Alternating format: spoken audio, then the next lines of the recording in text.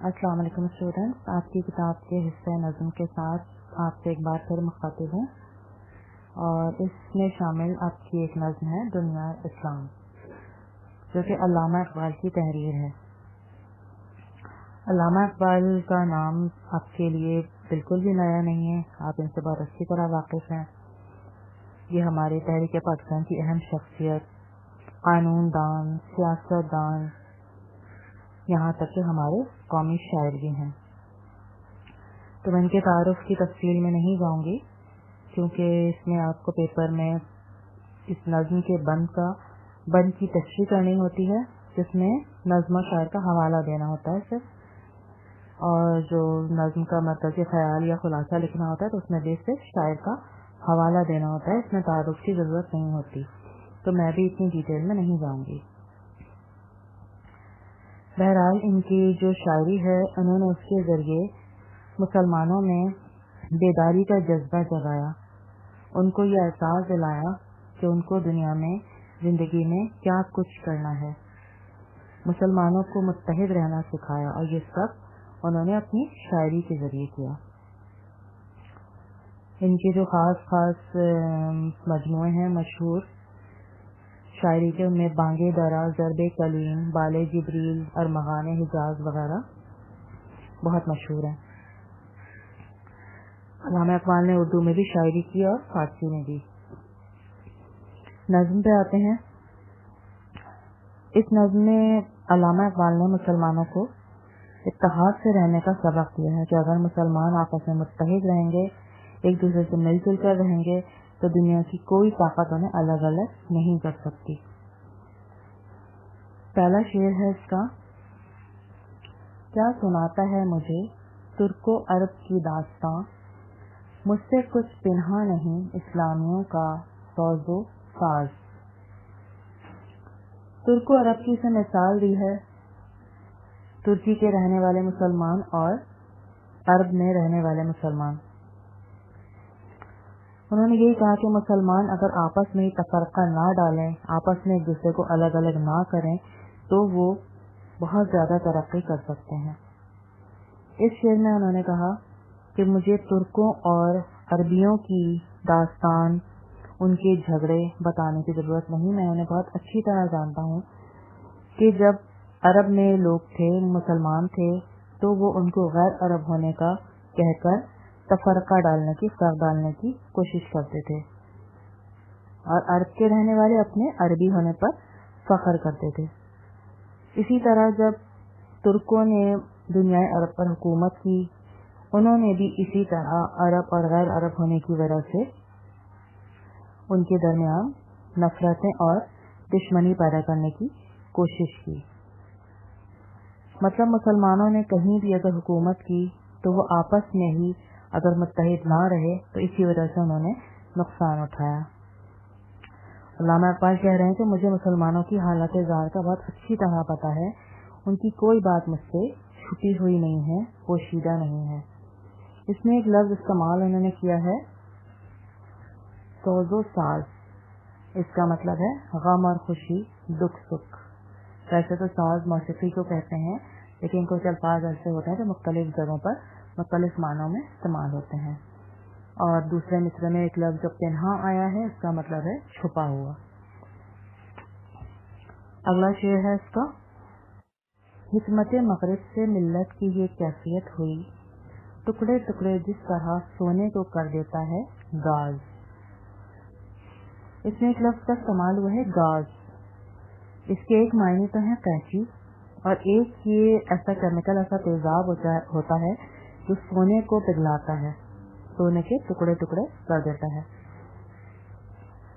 तो उन्होंने ये कहा कि मगरिब के लोगों ने, गैर मुस्लिमों ने क्या हिकमत अमली अपनाई कि जब उन्हें ये एहसास हुआ कि मुसलमानों की इत्तेहाद जो है, मुसलमानों का इत्तेहाद जो है, वही उनकी ताकत है, वही उनकी क़ुव्वत है।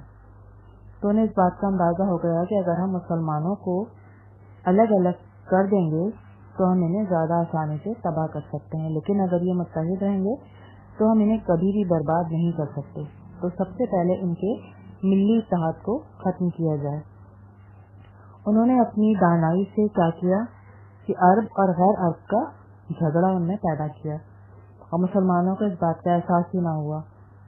वो उनके धोखे में आ गए, आपस में टूट गए, बिखर गए और इस तरह से किया कि जैसे कि कैंची कपड़े को काट देती है, चीज़ों को तकसीम कर देती है, और या फिर अगर उसको केमिकल या तेजाब के माने में भी लिया जाए तो वो सोने जैसी धात को भी पिघला देता है। और उसी कैंची का काम गैर मुस्लिमों की हिकमत अमली ने किया कि मुसलमानों को आपस में टुकड़े टुकड़े कर दिया और इसका नुकसान फिर मुसलमानों को ही हुआ। इसका अगला शेर है, हो गया मानिंदे आबे अर्ज़ां मुसलमान का लहू, मुस्तरिब है तू कि तेरा दिल नहीं दानाए राज। मानिंदे आबे अर्ज़ां, आबे अर्ज़ां कहते हैं पानी की तरह सस्ता, मानिंद तरह, लहू खून, मुस्तरिब कहते हैं बेचैन बेकरार को, और दानाए राज का मतलब है मुश्किल बातों को जानने वाला, समझने वाला। इसमें अल्लामा इकबाल मुसलमानों की हालत ज़ार पर अफसोस का इजहार कर रहे हैं कि पहले मगरिब ने, गैर मुस्लिमों ने मुसलमानों में इस तरह से तफरका पैदा किया कि मुसलमानों का खून इस तरह बहाया गया कि जैसे पानी, मगर मुसलमानों को इस बात का एहसास ही नहीं हुआ कि उनकी कौन सी हिकमत अमली थी जिससे उन्होंने मुसलमानों के दरमियान तफरका पैदा किया, फूट डाली। अब मुसलमान ये बेचैन रहता है, आपस में ही मुस्लिम अक़वाम जो हैं वो इत्तेहाद के लिए आपस में ही बेचैन होती हैं, लेकिन उनमें इत्तेहाद नजर नहीं आता और वो इस राज को भी नहीं समझ पाती कि दुनिया में मुसलमानों की तादाद बहुत ज़्यादा है, लेकिन उनमें इत्तेफाक और इत्तेहाद ना होने की वजह से वो आपस में ही लड़ते झगड़ते जंगों में मसरूफ नजर आते हैं। और गैर मुस्लिम जो हैं वो अपने इन हरबों से, इन तौर तरीक़ों से मुसलमानों को तोड़ने में पूरी तरह कामयाब हो गए हैं। इस राज को बहुत अच्छी तरह समझने की ज़रूरत है कि अगर मुसलमान आपस में मुत्तहिद होंगे तो दुनिया की कोई कौम भी उनको तोड़ नहीं सकती। अगला शेर है इसका, एक हूँ मुस्लिम हरम की पासबानी के लिए नील के साहिल से लेकर ताबा खाते काशगर। इसमें भी अल्लामा इकबाल मुसलमानों को एक होने की, मुत्तहिद होने की नसीहत कर रहे हैं, पैगाम दे रहे हैं कि वो मुसलमान जो नील के किनारे पर रहते हैं और वो जो काशगर में रहते हैं, काशगर चीन का शहर है और नील दरिया नील को कहा है, तो वो मुसलमान जो दरिया नील के किनारे से लेकर काशगर तक भी रहते हैं, क्योंकि इसमें बहुत फासला है इसलिए इसका इस्तेमाल किया है उन्होंने, तो उनको भी आपस में मुत्तहिद रहना होगा अगर वो अपने मजहब की, कुरान की, हरम की हिफाजत करना चाहते हैं। तो उन सबको एक होना होगा, एक मरकज पर जमा होना होगा, चाहे मुसलमान कितनी ही दूर दूर क्यों ना रहते हों, पूरी दुनिया के मुसलमानों को एक नुक्ते पर, एक मरकज पर जमा होना होगा। अगले शेर पे आते हैं इसके, जो करेगा इम्तियाज़े रंगो खूं मिट जाएगा, तुर्के खरगाही हो या एराबी वाला गोहर।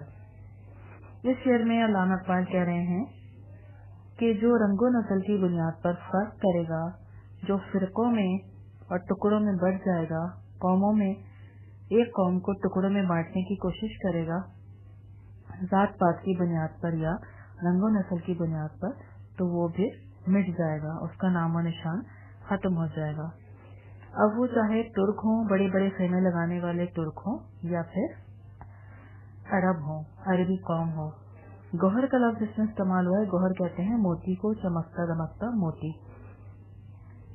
अरब और तुर्क कौम को सब बहुत अच्छा समझा जाता था, तो उन्होंने यही कहा है कि चाहे वो तुर्क हों या अरबी हों, अगर वो भी इस तरह से फर्क करेंगे रंगो नस्ल की बुनियाद पर, तो वो भी, उनका नामो निशान भी मिट जाएगा। जरूरी है कि आपस में इत्तेहाद और इत्तेफाक से रहें, क्योंकि हमारे मजहब में किसी भी बुनियाद पर, गोरे और काले, अरबी और अजमी की बुनियाद पर भी कोई फर्क नहीं है। आखिरी शेर है नज्म का, نسل اگر مسلم کی مذہب پر مقدم ہو گئی، اڑ گیا دنیا سے تو مانند خاک رہ گزر۔ اس شعر میں بھی علامہ اقبال یہی کہہ رہے ہیں پچھلے شعر کی طرح کہ مسلمانوں، اگر تم نے ذات پات کو، رنگ و نسل کو، مذہب پر فوقیت دی تو تم بھی اس دنیا سے اس طرح سے ختم ہو جاؤ گے کہ جس طرح سے راستے کی دھول ہوتی ہے، راستے کی مٹی ہوتی ہے اور وہ ہوا کے ساتھ اڑ جاتی ہے اور قدموں کے نشان تک باقی نہیں رہتے، اس طرح تمہارا نام و نشان بھی دنیا سے ختم ہو جائے گا، کیونکہ ہمارا مذہب رنگ و نسل کی بنیاد پر کوئی فرق رکھنے کی اجازت نہیں دیتا، تمام انسان برابر ہیں۔